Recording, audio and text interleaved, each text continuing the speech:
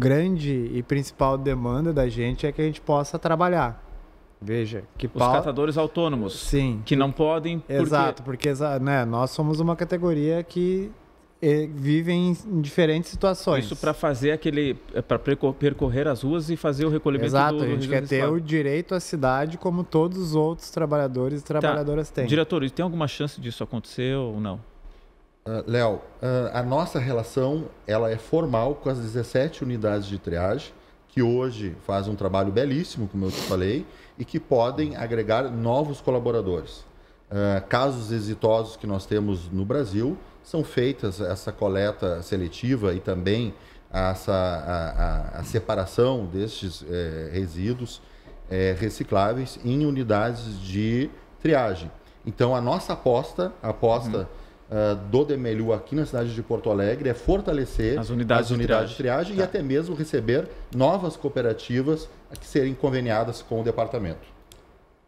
Posso? Claro. Eu acho que o senhor está equivocado, porque as experiências mais exitosas de coleta seletiva são onde as cooperativas de catadores realizam a coleta seletiva. Né? Porto Alegre tem o pior contrato do Brasil. Não existe contrato pior que o da Prefeitura de Porto Alegre, porque é baseado numa fórmula que penaliza as unidades de triagem pela questão do rejeito, ou seja, o rejeito não é uma responsabilidade de quem trabalha na triagem, é uma responsabilidade da ineficiência do sistema. E as cooperativas são penalizadas por uma fórmula criada dentro do contrato do MLU, né? Que é isso que a gente também questiona essa fórmula, né? Por que o rejeito é usado para penalizar as cooperativas de catadores, sendo que já recebem o insuficiente para manter o seu custeio operacional e o seu serviço. Então, isso é um ponto. O outro ponto é as melhores experiências de eficiência de coleta seletiva no Brasil são aonde a coleta seletiva são realizadas pelas cooperativas de catadores e catadoras e aonde elas avançam para incluir os catadores autônomos como parte do sistema. A gente tem uma experiência na rede Anastácia, lá no interior de São Paulo, onde existe uma rede de cooperativas, uma cooperativa de segundo grau, que existe uma rede de cooperativas, onde nas cidades a coleta seletiva é realizada pelas cooperativas e a rede cresceu tanto que ela consegue integrar esses catadores autônomos, tirar eles da informalidade. Então é isso, não é que a gente defende a informalidade, a gente defende justamente o contrário, que essas pessoas sejam incluídas no sistema de limpeza urbana e que numa proposta, né, de política pública isso possa ser considerado, né? Sim. Mas, Fagner, quando você fala isso, é exatamente isso que eu proponho. A partir dessa reformulação desses contratos com as unidades de triagem, que nós estamos dobrando os valores agora, nós vamos ajudar na aquisição dos uniformes, as unidades poderão, com esse recurso, comprar novos EPIs, as luvas, os equipamentos, a manutenção predial, as despesas administrativas, como contador, assessoria para fazer PCCIs, para fazer toda essa questão ambiental, contábil. Nós queremos formalizar, trazer novos colaboradores para essas unidades de triagem e fazer um processo formal dessa questão da triagem. Eu gostaria de colaborar com esse ponto. O Fagner traz uma questão importante que eu acho que não faz parte do dia a dia das pessoas em casa, mas a questão do rejeito nas unidades de triagem foi algo que eu estudei durante 4 anos no meu doutorado e isso ficou muito claro e evidenciado através de gravimetrias realizadas em várias unidades de triagem da coleta seletiva, em Porto Alegre, região metropolitana, e também em Santiago, a cidade que eu estava estudando até então. E os dados foram muito claros. Mais de 60% dos resíduos que foram feitos, análises gravimétricas, eram resíduos plásticos. E eles estavam ali caracterizados, naquele momento, fisicamente, como rejeitos, porque as unidades de triagem não conseguem comercializar esses materiais. E o que está acontecendo é uma externalidade dos custos de resíduos que são produzidos para as unidades de triagem, que é o caso, infelizmente, aqui em Porto Alegre. Nós temos outros exemplos de contratos mais adequados, Carlos, infelizmente eu vou ter que te dizer isso, que pagam pelo serviço que ainda não contempla a triagem. A triagem de resíduos é algo fundamental no processo da reciclagem, é trabalhoso E a gente sabe que as condições que as cooperativas fazem isso hoje é muito precária. As condições das unidades realmente são muito precárias e realmente precisa de investimento. Então, não é possível que as cooperativas sejam penalizadas por esse rejeito, que não foi elas que produziram. Então, é necessário um acordo muito sério entre o Ministério Público, entre os produtores, né, os fabricantes desses resíduos, porque do ponto de vista da prefeitura também ela vai dizer, esse resíduo não foi eu que produzi, eu sou responsável por fazer a gestão dos resíduos, que deveria ser os resíduos domiciliares, né, Carlos? Não necessariamente os resíduos que são produzidos nos ambientes das indústrias, porque, querendo ou não, vamos lá, as embalagens, plásticos, metais, enfim, uma série de outros resíduos são fabricados nesses ambientes e que são absorvidos de alguma forma pelas prefeituras e que as cooperativas acabam sendo impactadas. E esse mercado, cada vez mais, está mais difícil. Então, isso envolve essa flutuação de preços de materiais. Resíduos é uma bolsa de valores. Sim. Toda hora fica mudando o preço, as cooperativas são impactadas pela sua geração de renda. E isso, né, não gera recursos, não gera inclusão socioprodutiva, ao contrário. Nós estamos cada vez mais gerando mais rejeitos, porque a qualidade dos materiais que nós estamos consumindo está cada vez mais difícil, né? De difícil reciclabilidade. Se a gente vai numa prateleira de supermercado, a gente fica impressionado com a quantidade de produtos e sabemos que a maioria são resíduos plásticos. Tudo embalagem. Exatamente. Embalagens enormes. Que não tem potencial de ser reciclado, não tem reciclabilidade ou são plásticos de difícil reciclabilidade. Então, isso é uma pauta, não é uma pauta do Rio Grande do Sul, é uma pauta do Brasil e mundial, porque nós estamos aí acompanhando os acordos, né, do Pacto Global da questão da geração de plástico e que isso impacta a gestão, a coleta, o tratamento e estão parando nos aterros sanitários, né, indevidamente. O Carlos, em resumo, quer responder assim bem objetivamente, eu preciso passar para o Leomir que ele quer falar da concessão do lixo também. Posso... Rapidamente para responder aqui essa questão não sei se quiser, né? Enfim. Da reciclagem reversa, você diz, das indústrias, que você gostaria de abordar? Na verdade, o que eu abordei é o que nós não estamos fazendo, do ponto de vista da geração, aqui, Carlos, se tu me permite. E também dos programas de logística reversa existentes. Eu acho que nessa questão da logística reversa, nós temos diversos acordos com o Ministério Público do Estado, através da promotoria ambiental, e estamos fiscalizando isso. Tá. Leomir, ou esse assunto, ou pode avançar para a concessão do lixo, aí que eu queria entender o que significa isso. Ok, mas só para contribuir com a Joyce, complementando como assim, é um desafio que tem que ser permeado aí por diversas áreas. Tem dois temas que poderiam ajudar muito na questão da reciclagem, que são os créditos de reciclagem, né? Que é justamente... Assim, como temos os créditos de carbono, né, para aquelas empresas que poluem e não conseguem compensar suas emissões, compram créditos daquelas que geram, né? O crédito de reciclagem é uma coisa que tem norma no Brasil, mas não está regulamentada e a gente não consegue fazer acontecer e elas poderiam muito bem absorver essa oscilação de preço do mercado de reciclagens, contribuindo bastante para estabilizar, né, a remuneração dessa cadeia e a parte de bitributação dos resíduos também, né? Então, quando eu compro, né, isso aqui, que é uma garrafa, digamos que de plástico no mercado, eu pago o ICM sobre, né, a embalagem também, né? Quando eu vou vender ele como um resíduo reciclável, eu pago a segunda vez o ICM sobre o mesmo material, né? Então, isso, assim... Ele onera extremamente o custo da reciclagem e, às vezes, a matéria-prima é mais barata do que as indústrias reciclarem. Então, acho que são duas provocações. A questão das concessões, eu acho que também é importante falar, né? A lógica, né, da contratação do serviço público da limpeza urbana é de contratar isso, historicamente, em contratos de curto prazo, pelo menor preço, para que se preste o menor serviço, né? Assim, as concorrências estimulam, né, a redução do valor, né, que circula dentro dos processos, né? Os municípios estipulam um valor, né, do que vale os serviços e as empresas concorrem baixando o preço. E acabam desde o primeiro dia, e isso é uma lógica que acontece na maioria do Brasil, né, buscando formas de economizar e não formas de injetar dentro do sistema, né, melhorias do processo.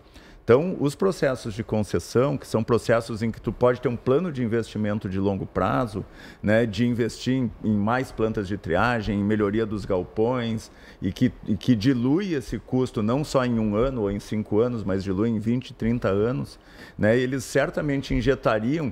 Tu pode ter uma concessão, né, que tenha lá 1% do valor concedido para a educação ambiental, ao longo de 30 anos. É diferente assim, mas a CRVR ou o DMLU ou, né, qualquer outra instituição vai fazer uma campanha de educação ambiental por 1 mês. Né? As coisas precisam ter continuidade, as coisas precisam ter orçamento, né, e isso faz o sistema movimentar. Mas a concessão então, a gente de todo o caminho do lixo? De todo o caminho do lixo. A gente acredita que os catadores, né? O pessoal que trabalha inclui nesse... Assim, a concessão não quer dizer que um concessionário vai fazer todo o serviço, mas que ele inclui num pacote em que toda a cadeia se remunere. Entendi, né? Eu acho que esse é o grande ganho, digamos, do processo e com de uma concessão. Bom, claramente é um negócio, mas existe uma preocupação ambiental também nisso. Claro. Muito, muito. Porque dentro de um processo de concessão, e principalmente se a gente consegue dar mais visibilidade, né, desse processo, começa a ter, né, a questão assim, bom, eu estou gerando menos, eu vou pagar menos. Porque a concessão, ela pressupõe um equilíbrio de 30 anos entre receitas e despesas. Então, se a concessionária vai ter menos despesas, né, a receita diminui porque ela mantém a margem ao longo de todo o período, e isso faz com que cada um de nós pague menos. Agora, se nós em 2025 gerarmos mais, em 2026 a gente vai saber que vai pagar mais para o sistema. Tá. Né? Então é uma questão de enxergar a visibilidade, mas que todo o processo, né, que esteja incluído de sair da casa do gerador até chegar nos aterros, esteja dentro de uma tarifa dividida entre 100% da população, respeitando todas as condições de cláusulas sociais, enfim, mas uma distribuição justa. Fagner. Só queria falar um pouco também sobre essa questão da concessão, que é um tema que a gente está discutindo bastante aqui em Porto Alegre, ele está bem latente. Que bom que a população está se envolvendo nesse debate, né? Acho que tem alguns pontos fundamentais para a gente tocar em relação a isso, né? Um é a questão da sustentabilidade, que o Leomir sempre coloca muito bem, né? Do sistema, né? Pô, o sistema, a taxa de coleta de lixo, ela é realmente suficiente para o sistema acontecer? Não é? O que precisa ser feito, né? Então, esse é um tema que é um debate que a gente precisa encarar enquanto sociedade e buscar uma solução para isso. A outra questão é a questão da responsabilização do produtor, que é um pouco que a Joyce trouxe, o Leomir trouxe também, que é de que forma que a gente responsabiliza o produtor poluidor nesse caso, né? E de que forma que a gente remunera o protetor.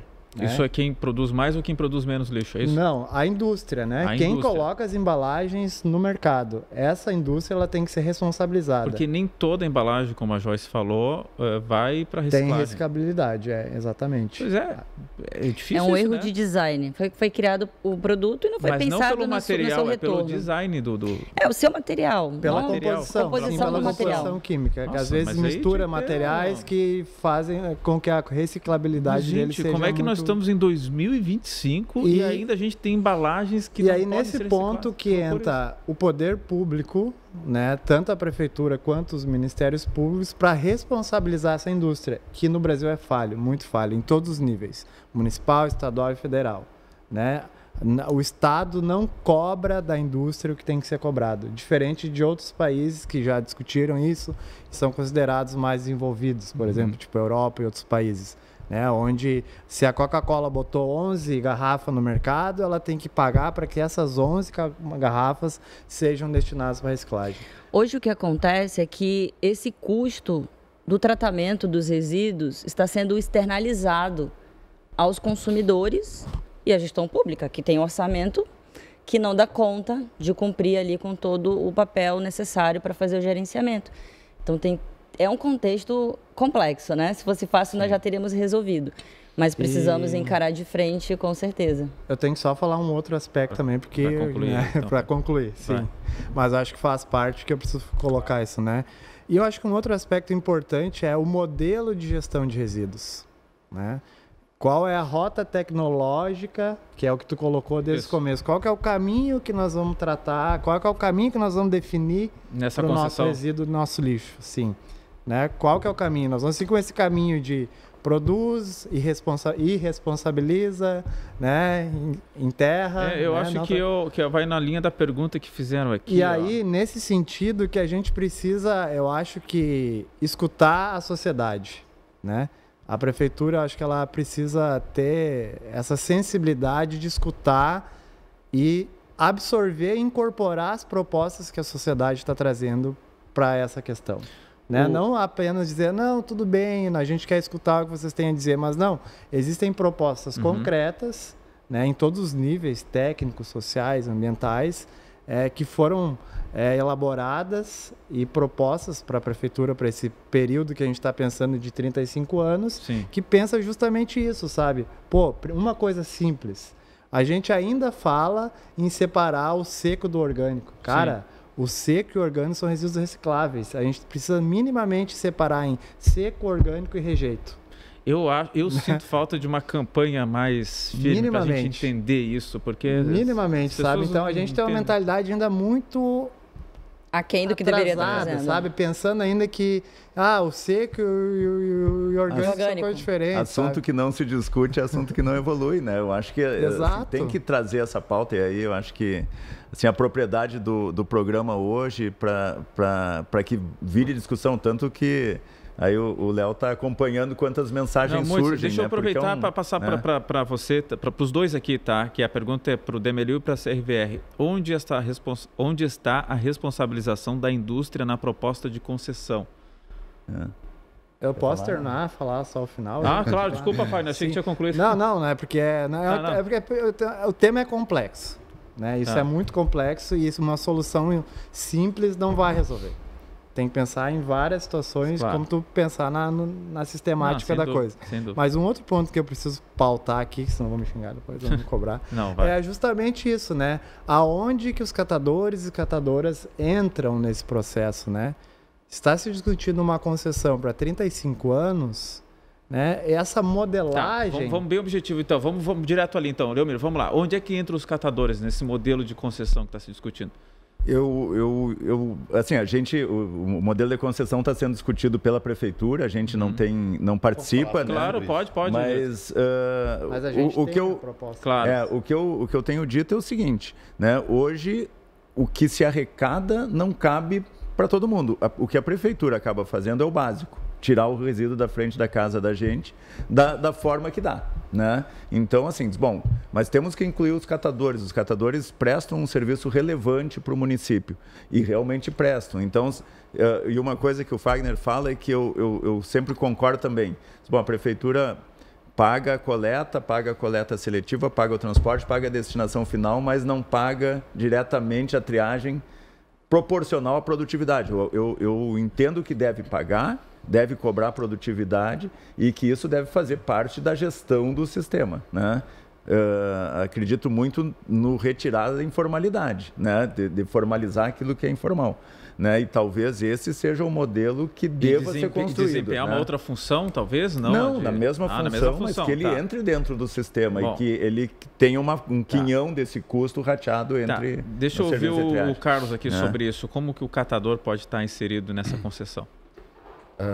Vamos lá de novo. A nossa relação são com as unidades de triagem, né? Nossas unidades de triagem hoje conveniadas, e na concessão, que é um processo, tem uma linha de tempo para fazer a montagem dessa concessão. São 3 anos já de trabalho, coordenado isso pela Secretaria de Parcerias. Obviamente que o Demeliu está junto com o corpo técnico contribuindo, são reuniões semanais, são todas as quartas-feiras as reuniões. Hoje nós temos uma empresa fazendo a modelagem dessa concessão dos resíduos aqui na nossa cidade. E são reuniões técnicas com o corpo de engenharia do Demeliu, outras da Secretaria de Parcerias, enfim. Tem uma questão muito forte financeira. O Fagner comentou, os recursos que hoje vêm da taxa do lixo são suficientes para custear.